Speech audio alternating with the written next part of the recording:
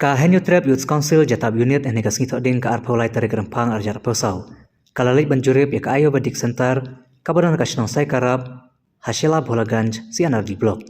Kaseng ka Jingjurip kalalap bayak teka Ayo Badik Center la pendeblut nadong syadong, hari hadu menta umpacim lapli, kebakum kipajba akilak milanti, bahkan long ka Jingarap Bajingkarku, ya kibabun kinong syong jong kadong kathain.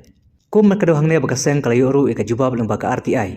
Bala ajing bit bantai ketika jaka ajing sumar, haka saw tarik rempang arjar kandai. Haka mang tengka kebakuat syaka prapo sawlak, kenai pahenyo hajar tingka. Haka bagi ketika sentar ada ban pendeblut, haka jinglut kebalong prapo sawlak, kenai pasaw hajar tingka. Kumta kaseng kalap haru daka jingtho asya DHS, bandawa ban pli ban petri kamno ya ketika jaka ajing sumar, kenapa kan long ke jingkarku, ya kipaj ba jong kadong kathain.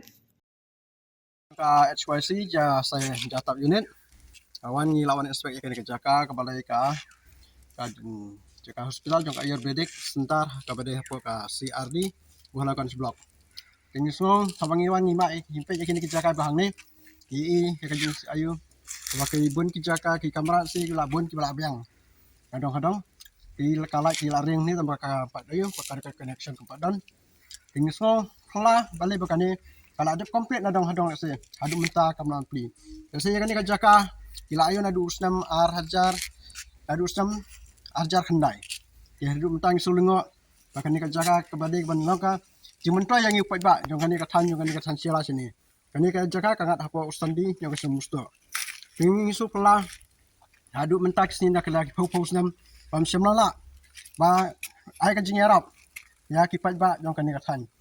Ini nak yang kesang ngiso i kerpat jur akan departemen ke badipek di khmi begini ke than ke Jaka jongi balai bakas bahkan ni ke jingtai bak jadi kalau kembang la inspek iki Jaka ki kamera ki kuartas jadi kalau kedep komplit nadong hadong jadi ke pasulunga balai hadu kini kesini amsim nala ban pli lani ban pen orlong yani ban aga jingarap yang ipa ini bu ke kerpat ya ke departemen ke badipek khmi ini bersubha adolong ke bala ma in penbenya kan ke kam kanang bahkan ni kan ni jingkon dan jong kan ni kasap sentar ni kan long kaji mentoy yang kuat ba hidup kurang ni jong kan ni kathan ke jong datang kan ni langsung mau kublai sibun.